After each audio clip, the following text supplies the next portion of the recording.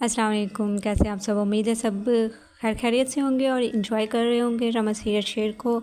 जैसे कि आपने पीछे देखा कि ड्रामा ऐसा ऐसा आगे बढ़ रहा है और नेक्स्ट क्या होने वाला है वो एक थोड़ा सा और हम उस पर बात करते हैं। फजर ने जो भी किया सही था या गलत, उसमें आप भी शामिल हैं, आपका भी कसूर है।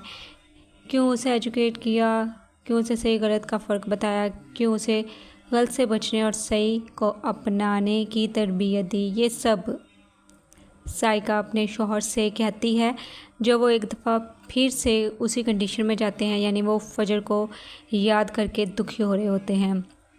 आहद हमारा बच्चा नहीं रहा, हमारी औलाद जो इतने टाइम, इतने सालों के इंतज़ार के बाद मिलने जा रही थी, वो नहीं रही। मैं किस कदर तकलीफ़ में हूँ और तुम्हारे पास मुझे तसल्ली देने को अल्फाज भी नहीं।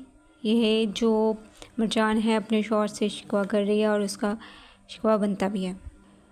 दूसरी तरफ जो है वो रईस शाह जो है वो उस बहुत ज़्यादा जो बिज़नेस उसको ऑफ़र किया है शेन, उसमें बहुत ज़्यादा इंटरेस्ट ले रहा है और वो उसकी बातों में भी आ रहा है। वो थोड़ा जज्बाती है और चीज़ों को जल्दी हासिल करना चाहता है, इसलिए वो जो अपनी दौलत है वो अपने बाप के मना करने के बावजूद भी वो शेर को दे देता है। इस बात पे उसका जो बाप है वो उसे बहुत गुस्सा करता है कि तुमने ऐसा क्यों किया, तुम्हें ऐसा नहीं करना चाहिए था।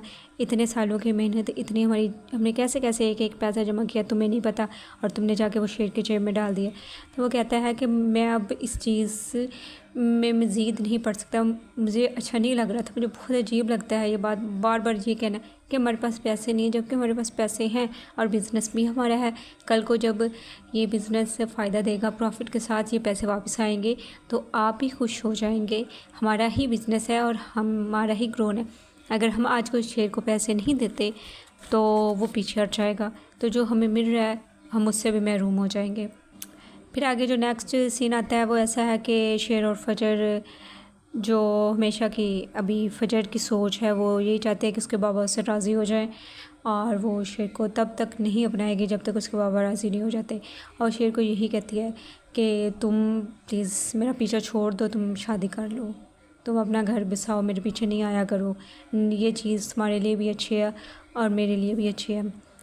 तो लेकिन जो शेर है वो ये नहीं चाहता, वो शादी तो करेगा लेकिन फजर से ही करेगा। उससे भी यही कहता है कि रूह जिस्म से जुदा नहीं हो सकती, तो मैं शादी तो तुमसे ही करूँगा, चाहे जितना भी टाइम लग जाए, मैं इंतज़ार करने के लिए तैयार हूँ, लेकिन आइंदा ना तुम ये बात करोगी, ना तुम ये बात सोचोगी।